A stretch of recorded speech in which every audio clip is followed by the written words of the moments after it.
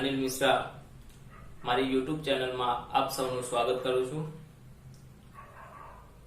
આજે આપણે અંગ્રેજીનો ધોરણ 9 થી 12 ની અંદર સેકન્ડરી અને હાયર સેકન્ડરી ની અંદર વારંવાર ઉપયોગમાં આવતો ખૂબ જ મહત્વનો એવો ટોપિક શીખવા જઈ રહ્યા છીએ। ટોપિક છે આપણો આજનો adverb clause of condition. Adverb clause of condition. Adverb એટલે ક્રિયા વિશેષણ અને ક્લોઝ એટલે ઉપવાક્ય।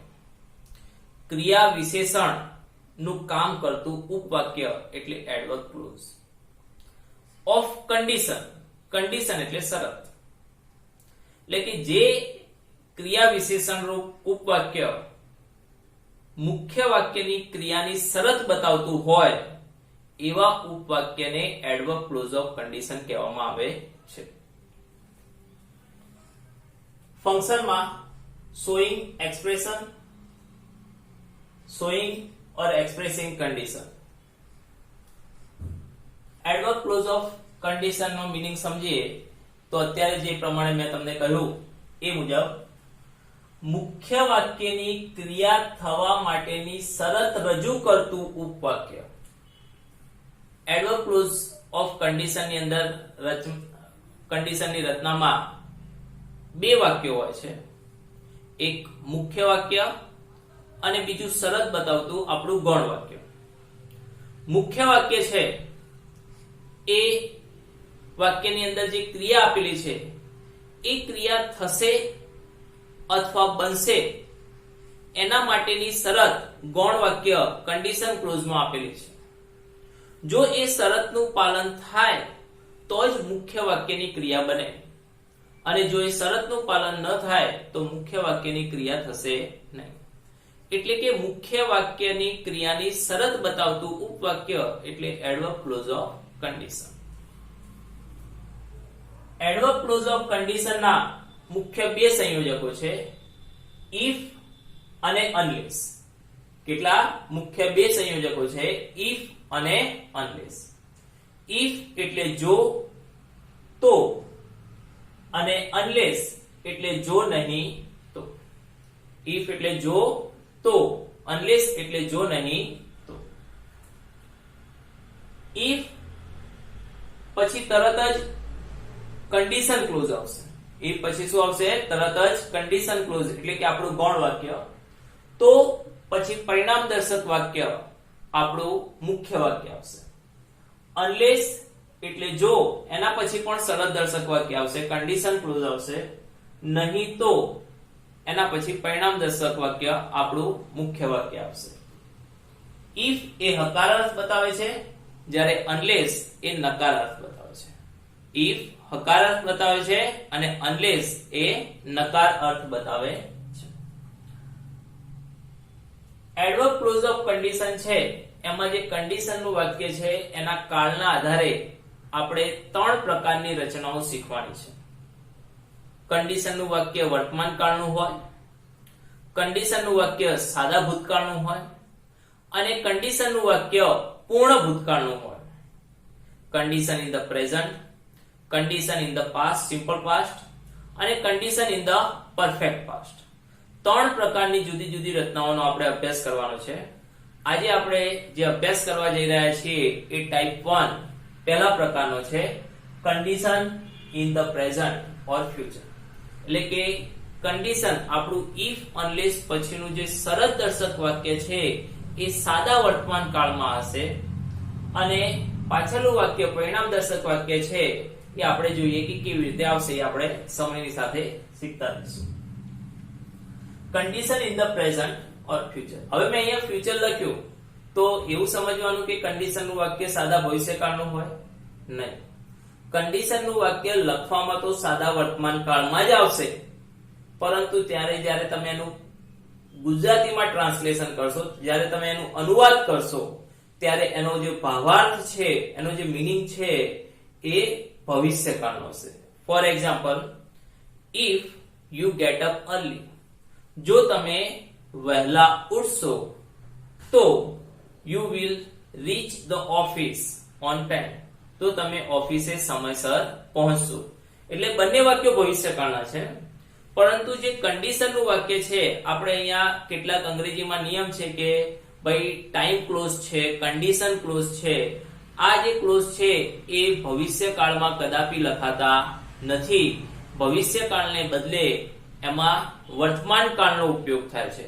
એટલે અહીંયા સાદા ભવિષ્યકાળનું વાક્ય છે પરંતુ લખાશે સાદા વર્તમાન કાળમાં. એટલે આપણે કહેવાય છે કે condition in the present or future. Sentence pattern, તો કોઈ પણ રચના શીખવી હોય તો એમાં સૌથી જે મહત્વનું છે એ છે સેન્ટેન્સ પેટર્ન, વાક્ય રચના. વાક્ય રચના ખૂબ મહત્વની છે. વાક્ય રચના માઇન્ડમાં ક્લિયર હશે તો પછી બાકી બધી શબ્દોની રમત છે મિત્રો, એ બહુ ઈઝીલી તમે ફેરવી શકશો. સેન્ટેન્સ પેટર્નની વાત કરીએ તો કન્ડિશન ક્લોઝ ની અંદર આપણા જે બે સંયોજકો છે, એક છે if અને unless. એ બંને વાક્યની શરૂઆતમાં આવશે. if અને unless સંયોજકો ક્યાં આવશે? વાક્યની શરૂઆતમાં આવશે. ત્યાર પછી આપણું જે કન્ડિશન બતાવતું વાક્ય છે એ આપણું કન્ડિશન બતાવતું વાક્ય, જે શરત છે આપણી, એ શરત બતાવતું વાક્ય આવશે. અને ત્યાર પછી રિઝલ્ટ બતાવતું, એ શરતનું પાલન થાય તો શું પરિણામ આવશે એ પરિણામ બતાવતું વાક્ય, આપણું રિઝલ્ટિંગ એક્શન પાછળ આવશે. if, unless, condition અને પછી રિઝલ્ટ. આ આપણું ગૌણ વાક્ય છે, સબોર્ડિનેટ ક્લોઝ છે. કેવું છે? ગૌણ વાક્ય છે, આપણું સબોર્ડિનેટ ક્લોઝ છે. અને આ આપણું પ્રિન્સિપલ ક્લોઝ મુખ્ય વાક્ય છે. કેવું છે? મુખ્ય વાક્ય. આ ગૌણ વાક્ય છે. કન્ડિશન ક્લોઝ if, unless પછી આવતું જે કન્ડિશન ક્લોઝ છે એ ગૌણ વાક્ય છે, જ્યારે રિઝલ્ટ બતાવતું વાક્ય આપણું મુખ્ય વાક્ય છે.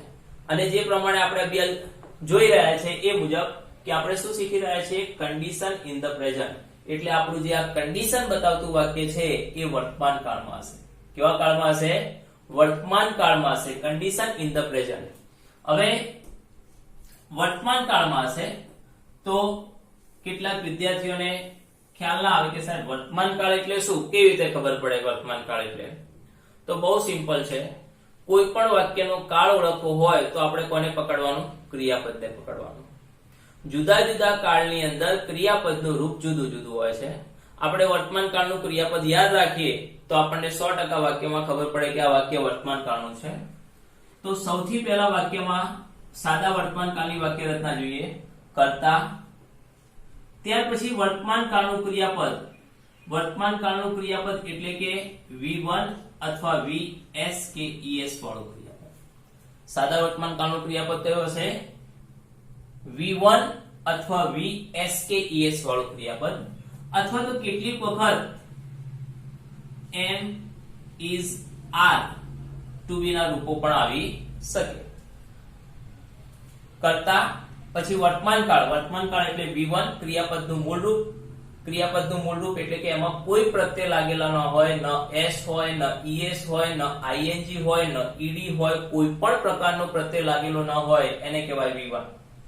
અને જો આપણો કર્તા સબ્જેક્ટ, આપણો કર્તા જો ત્રીજો પુરુષ એકવચન હોય, ત્રીજો પુરુષ એકવચન એટલે કે કર્તાની જગ્યા ઉપર he, she, it અથવા કોઈ પણ એકવચન નામ આવે તો એને ત્રીજો પુરુષ એકવચન કહેવાય. જો આપણો કર્તા ત્રીજો પુરુષ એકવચન હશે તો આપણું જે ક્રિયાપદ છે એ s કે es વાળું આવશે. તો સાદો વર્તમાન કાળ. અને જો અસ્તિત્વ દર્શક વાક્ય હોય, માહિતી દર્શક વાક્ય હોય તો એ am, is, are ક્રિયાપદ તરીકે કર્તાના આધારે મુકાશે. ત્યાર પછી ઓબ્જેક્ટ, કર્મ અને અધર વર્ડ્સ. શું આવશે? અધર વર્ડ્સ. સાદા વર્તમાન કાળની વાક્ય રચના કન્ડિશન ક્લોઝમાં કર્તા V1 અથવા VS કે ES, ત્યાર પછી ઓબ્જેક્ટ અને અધર વર્ડ્સ. વાક્યની અંદર દરેક વાક્યમાં કર્તા જરૂરી છે, કર્તા આવશે જ. દરેક વાક્યની અંદર ક્રિયાપદ જરૂરી છે, ક્રિયાપદ આવશે. કર્મ અને અન્ય શબ્દો જરૂરી નથી. કોઈક વાક્યમાં કર્મ હોય, કોઈ વાક્યમાં કર્મ ન પણ હોય. એટલે કર્મ અને અન્ય શબ્દો જરૂરી નથી. એવું ગોતવા નહીં બેસવાનું કે કર્તા આવ્યું, ક્રિયાપદ આવ્યું, કર્મ ને ક્યાં જતા રહ્યા? વરસાદમાં નાવા તો નથી જતા રહ્યા ને? કેવું નથી મિત્રો. દરેક વાક્યમાં કર્તા જોઈએ, ત્યાર પછી ક્રિયાપદ જોઈએ. કર્મ અન્ય હોય તો ઠીક, ન હોય તો પણ ઠીક. ત્યાર પછી રિઝલ્ટિંગ એક્શન, એ આપણું જે વાક્ય છે એ વાક્ય સાદો વર્તમાન કાળ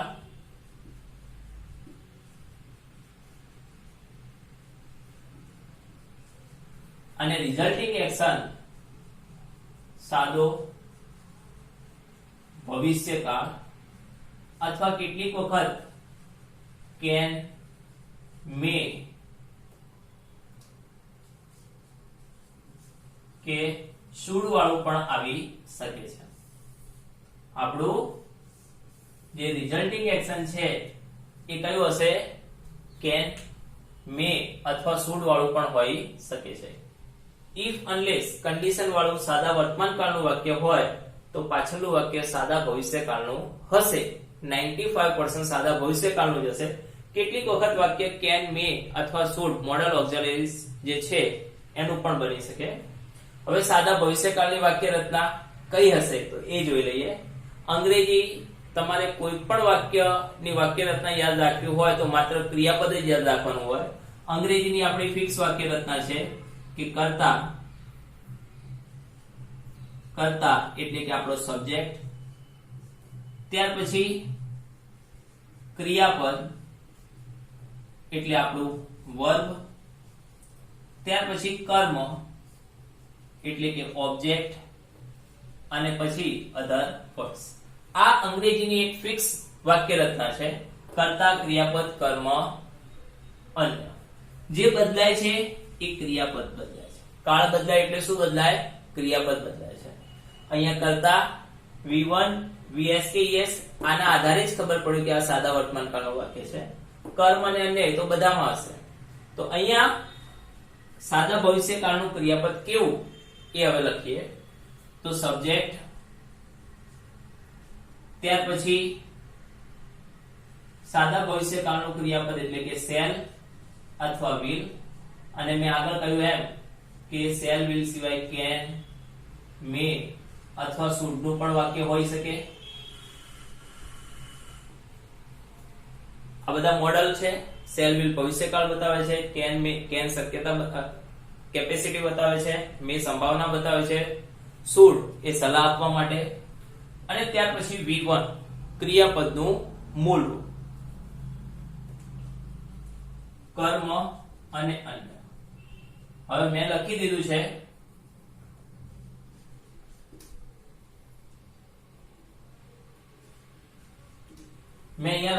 છે કે ભાઈ શેલ, will એટલે કે model MA plus V1. Passive voice હોય તો શું હોય? બી પાસ પાર્ટિસિપલ. પેસિવ વોઇસ હોય તો શું હોય? બી પાસ પાર્ટિસિપલ.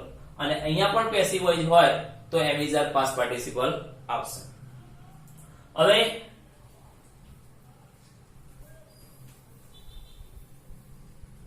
હવે આપણે વાત કરીએ કે આટલું ક્લિયર થઈ ગયું, વાક્ય રચના ક્લિયર થઈ ગઈ. સાદો વર્તમાન કાળ, સાદો ભવિષ્યકાળ. સાદા વર્તમાન કાળની વાક્ય રચના ક્લિયર થઈ ગઈ, સાદા ભવિષ્યકાળની વાક્ય રચના થઈ ગઈ. હવે આવી આપણી વારી એક્ઝામ્પલ્સ ની. એક્ઝામ્પલ્સ દ્વારા શીખીએ. એક બે એક્ઝામ્પલ ઇફ ના જોઈએ, એક બે એક્ઝામ્પલ અનલેસ ના જોઈએ. ઇફ ના એક્ઝામ્પલ જોઈએ તો બહુ સિમ્પલ આપણે જોઈએ કે if you run fast. If you run fast, જો તમે ઝડપથી દોડશો. if કરતા if સંયોજક, you કરતા છે run સાદો વર્તમાન કાળ એટલે કે V1 આવ્યું, અને fast એડવર્બ છે. આ વાક્યમાં કર્મ નથી, એડવર્બ છે. if you run fast, જો તમે ઝડપથી દોડશો તો શું પરિણામ આવવાની શક્યતા છે? તો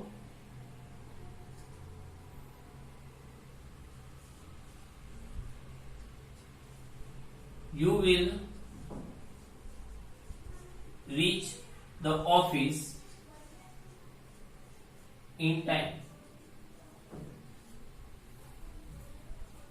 ઇફ યુ રન ફાસ્ટ, જો તમે ઝડપથી પહોંચશો તો you will reach the office in time, તમે સમયસર ઓફિસ પહોંચશો. ક્યારે ઓફિસ સમયસર પહોંચશો? જો તમે ઝડપથી દોડશો તો. આ કન્ડિશન છે. જો ઝડપથી દોડવાની શરત પૂરી થશે તો અને તો જ ઓફિસે પહોંચવાની જે પરિણામ છે એ મળશે. જો આ શરતનું પાલન નહીં થાય તો આ પરિણામ પણ મળશે નહીં. એટલે તો કહેવાય છે કે એડવર્બ ક્લોઝ ઓફ કન્ડિશન. મુખ્ય વાક્યની જે ક્રિયા છે એ મુખ્ય વાક્યની ક્રિયા થવા માટેની શરત બતાવતું ઉપવાક્ય. મુખ્ય વાક્યમાં જે ક્રિયા આપેલી છે એ ક્રિયા થવા માટેની શરત બતાવતું ઉપવાક્ય એટલે adverb clause of condition. If you run fast, you will reach the office in time. જો તમે ઝડપથી દોડશો તો તમે સમયસર ઓફિસે પહોંચશો. બીજું લખીએ. If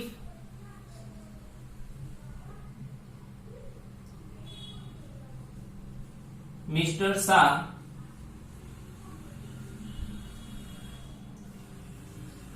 works hard.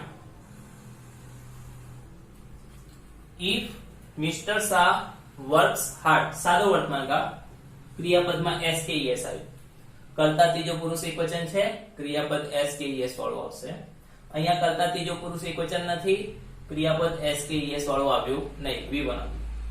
If Mr. Shah works hard, જો મિસ્ટર શાહ સખત મહેનત કરશે તો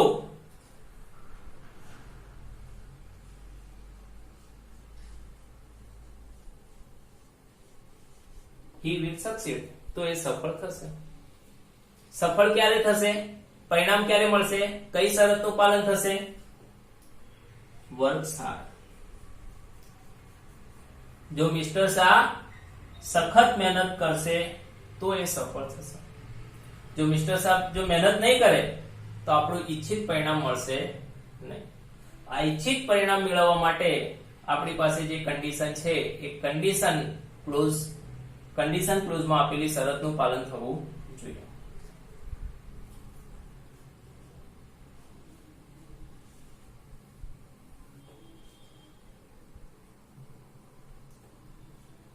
If it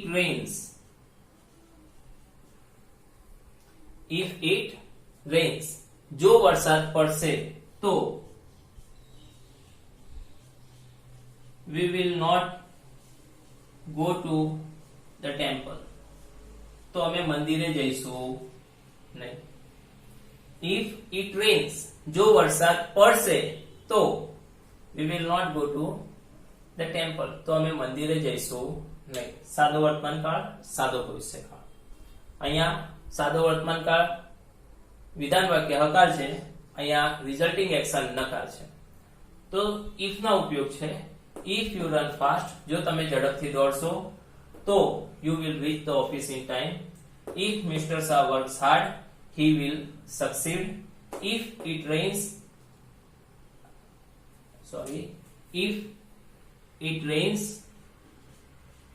we will not go to the temple, તો અમે મંદિરે જઈશું નહીં. હવે અનલેસ ના એક બે એક્ઝામ્પલ જોઈએ. તો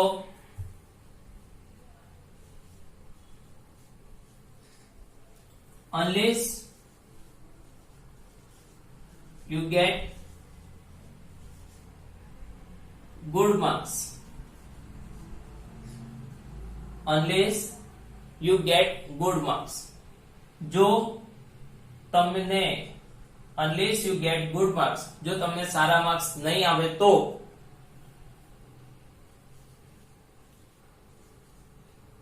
you will not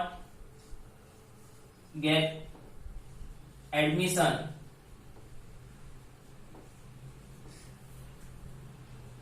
in MBBS, તો તમને MBBS માં એડમિશન મળશે નહીં. અનલેસ એટલે જો નહીં તો નકાર અર્થ છે. Unless you get good marks, જો તમારા સારા માર્ક્સ નહીં આવે તો you will not get admission in MBBS, તો તમને MBBS માં એડમિશન મળશે નહીં.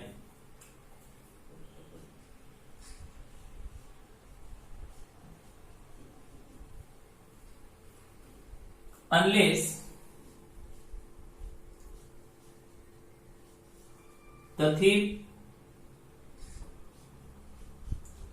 tells a lie. જો ચોર જૂઠું નહીં બોલે તો, ટેલ અ લાય એટલે જૂઠું બોલવું, અનલેસ એટલે જો નહીં તો, જો ચોર જૂઠું નહીં બોલે તો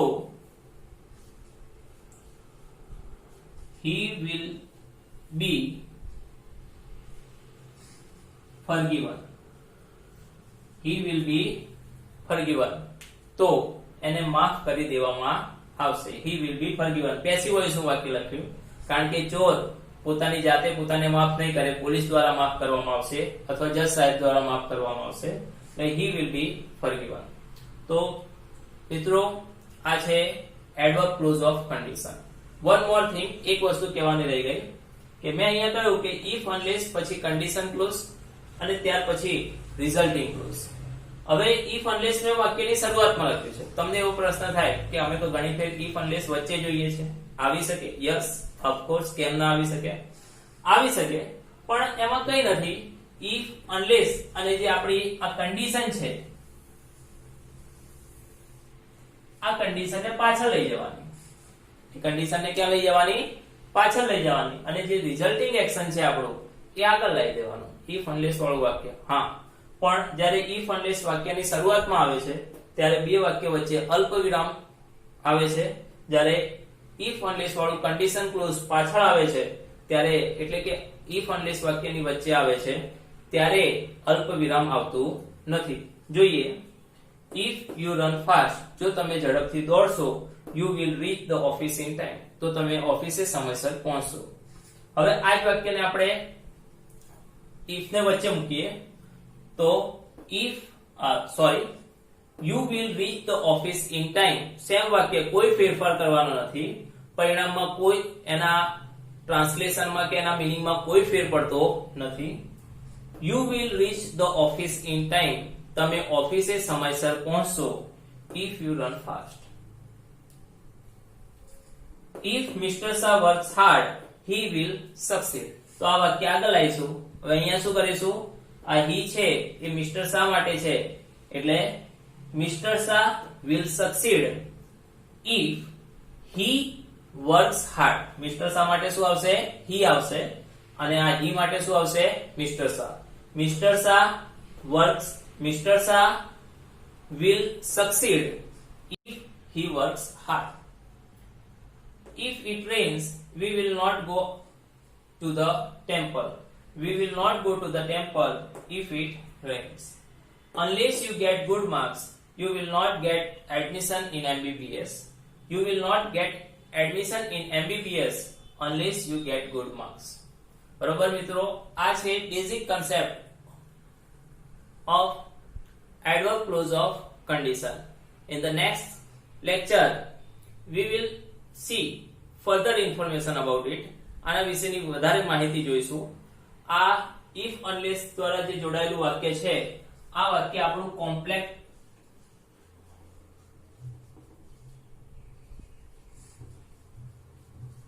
કોમ્પ્લેક્સ સેન્ટેન્સ બન્યું. if unless વાળું વાક્ય કયું વાક્ય બન્યું? કોમ્પ્લેક્સ સેન્ટેન્સ બન્યું. હવે હજી પણ કન્ડિશન ઇન ધ પ્રેઝન્ટ, એના માટે બીજા પણ સંયોજકો છે. આપણે જ્યારે ફંક્શનમાં ઓળખવાનું આવે છે કે આઈડેન્ટિફાય ધ ફંક્શન, તો ખાલી if unless થી કામ નહીં ચાલે. હજી આપણી પાસે એન્ડ છે, ઓર છે, અધરવાઇઝ છે, પ્રોવાઇડેડ ધેટ છે, ઇન કેસ ઓફ છે, ઓન ધ કન્ડિશન ધેટ છે. તો આ બધા સંયોજકોનો અભ્યાસ કરીશું, એ બીજા લેક્ચરમાં જોઈશું. આ બેઝિક લેક્ચર છે, આનો ખ્યાલ, આનું જે વર્ક છે, જે સમજ છે, કન્સેપ્ટ છે, એ તમે સમજી લેજો. ફરી વિડિયો જોઈ અને સમજી અને ત્યાર પછી આપણે નેક્સ્ટ પીરિયડની અંદર એના આગળના જે ઇન્ફોર્મેશન છે એ જોઈશું. અને if unless ને બંનેમાં if નું વાક્ય unless માં ફેરવવું હોય, unless નું વાક્ય if માં ફેરવવું હોય, એમાંથી or કે otherwise કરવું હોય, કેવી રીતે કરીશું એ આપણે condition in the present part 2 ની અંદર જોઈશું. અને એના પછીના લેક્ચરની અંદર આપણે કન્ડિશન ઇન ધ પાસ્ટ એ પણ જોવાનું છે. એટલે મારા વિડીયો તમને મળતા રહે એ માટે મારી ચેનલને સબસ્ક્રાઇબ કરવા અને લાઈક કરવા ભૂલતા નહીં. જય હિન્દ, થેન્ક યુ.